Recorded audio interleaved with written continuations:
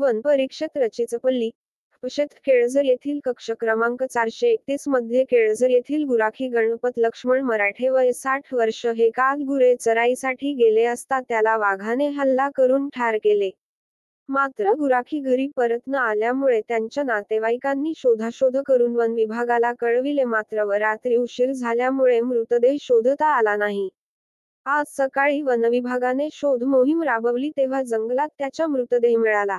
वनविभाग व पोलीस प्रशासनामार्फत घटनास्थळी पंचनामा करून मृतदेह शवविच्छेदनासाठी उपजिल्हा रुग्णालयात पाठविण्यात आले.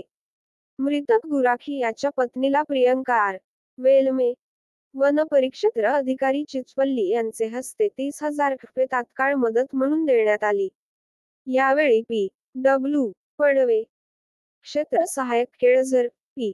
डी. खदके, क्षेत्र सहाय्यक महादवाडी, उमेश सिनझिरे, संजीवन पर्यावरण संस्था, मुलेम, आर. वाघमारे, वनरक्षक सांडाळा, आर.